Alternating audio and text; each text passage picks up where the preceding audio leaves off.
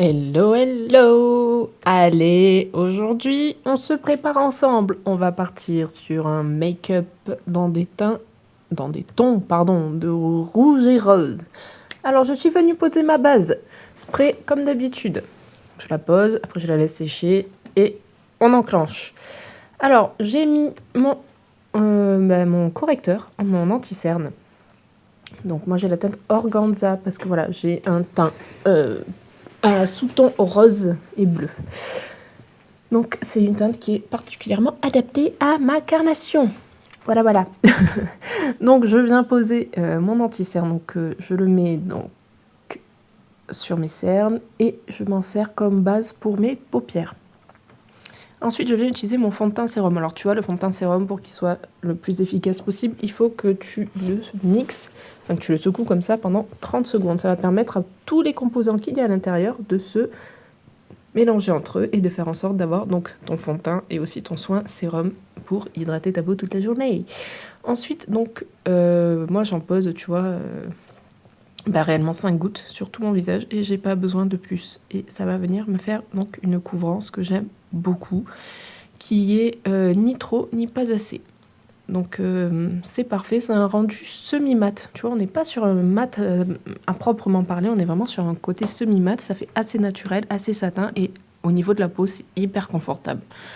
Ce qui fait que j'adore ce fond de teint, c'est qu'en plus de ça, donc il prend soin de ma peau, il va venir limiter un peu les rides, les ridules, tout ça, mais il protège ma peau des lumières bleues, tu sais, les rayonnements bleus, là, des écrans, tout ça. Et vu que je passe beaucoup de temps sur mon ordinateur ou sur mon téléphone, eh ben c'est tout bénef. Là, je viens faire mon bronzer. Alors moi, tu vois, je mets toujours sur le front. J'ai plus envie de mettre sur mes joues en ce moment. Ça ne m'intéresse pas trop.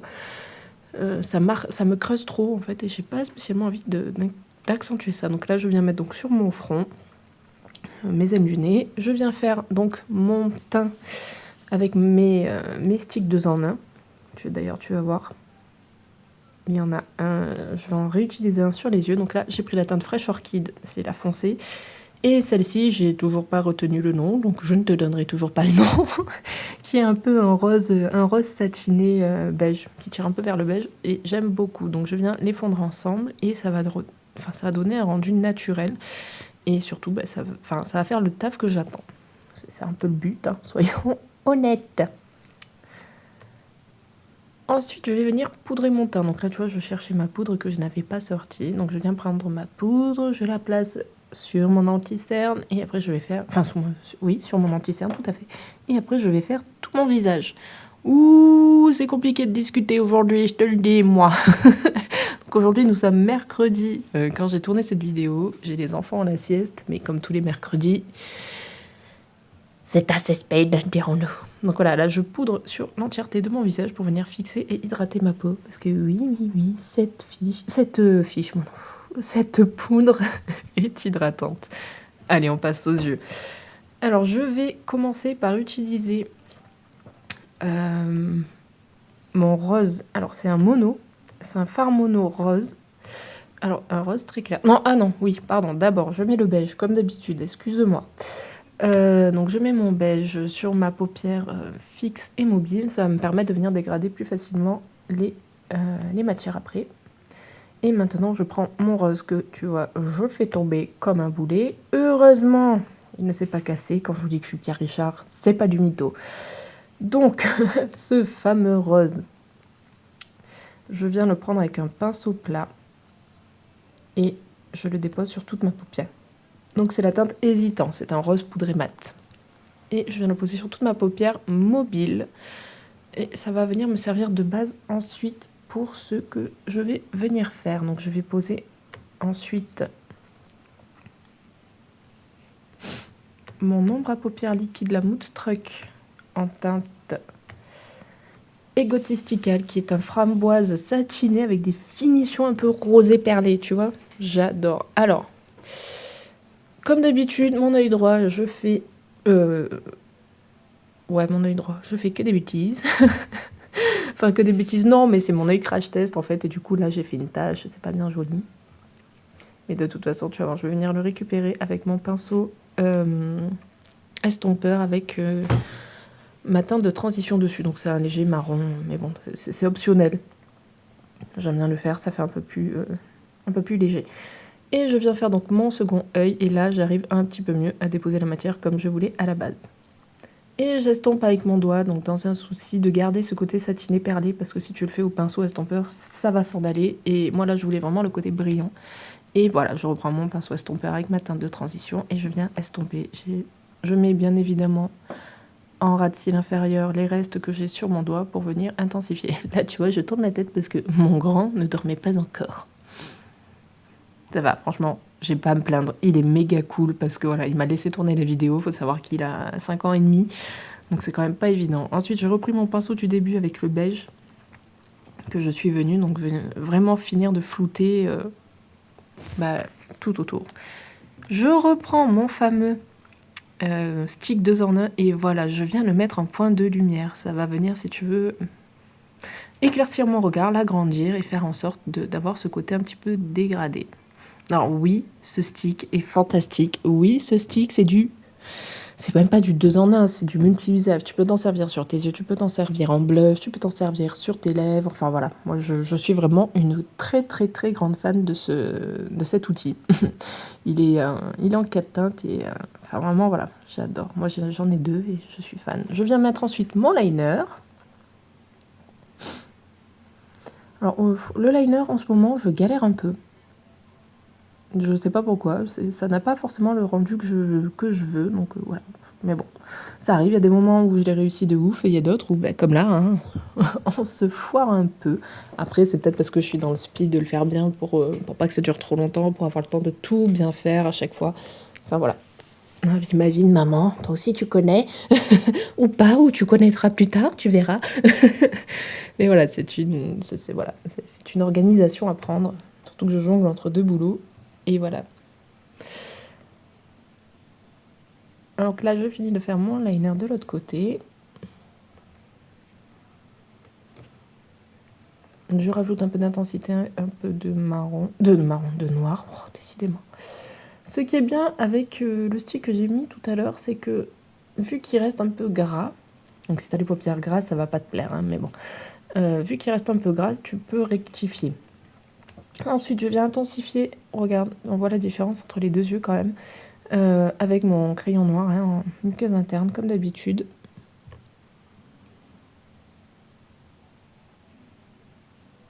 Tu vois toujours le petit coup d'œil en mode « Il dort ou il ne dort pas, le monsieur ?»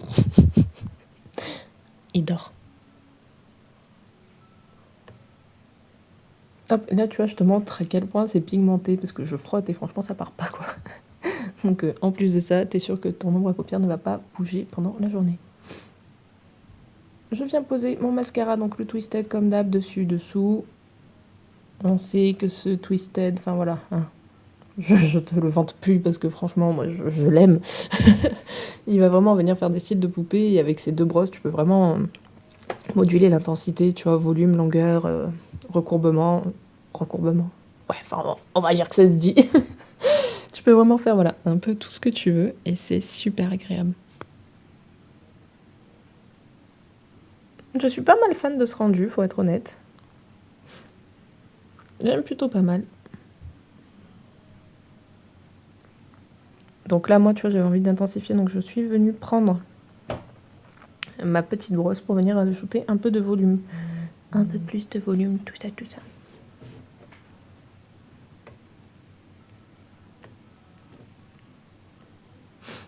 Et je fais bien évidemment mon ras de cils inférieur, hein, sinon ça n'a pas de sens. Enfin, ça n'a pas de sens. Moi, je préfère avoir mon ras de cils inférieur fait, je trouve que ça agrandit encore ton regard. On commence à être pas trop mal pour le make-up, donc j'ai fait des traces. Voilà, tu vois, je dis oh punaise parce que je me suis mis du mascara.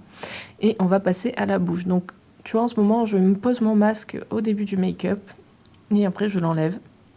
Ça hydrate mes lèvres juste avant que je vienne poser mes matières. Donc là, on va faire un ombre ellipse pour changer. Donc on prend toujours le crayon en teinte patience. On marque l'arc de Cupidon.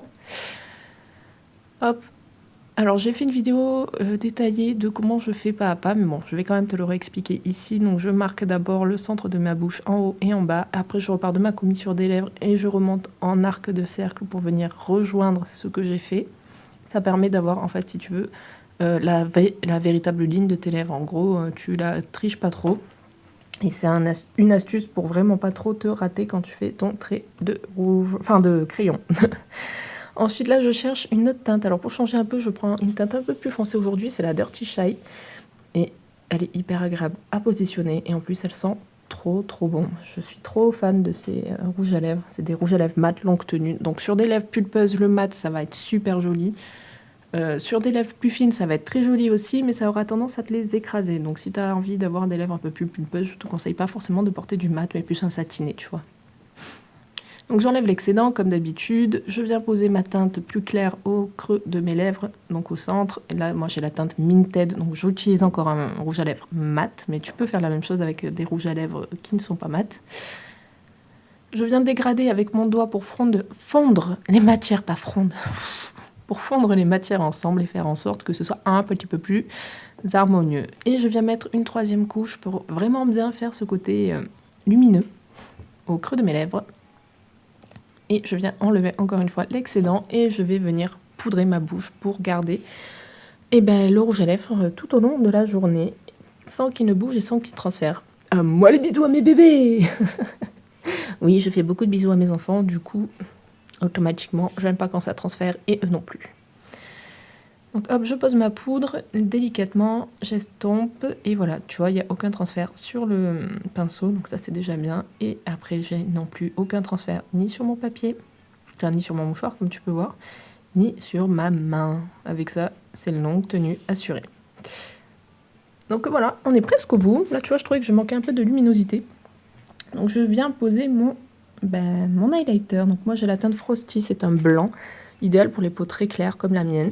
Tu peux même t'en servir si t'as pas une peau claire, hein, mais voilà, sur ma peau ça fait quand même assez, enfin sur les teints comme les miens, ça fait assez naturel sans trop, enfin j'aime bien, ça fait pas trop marqué en fait, tu vois. Et je viens donc en poser sur le bout de mon nez et sur mon arc de Cupidon. Une petite astuce supplémentaire si tu voulais intensifier tes lèvres, tu peux venir en poser au creux de tes lèvres et tu peux aussi mettre du gloss. Si ce genre de contenu te plaît, abonne-toi.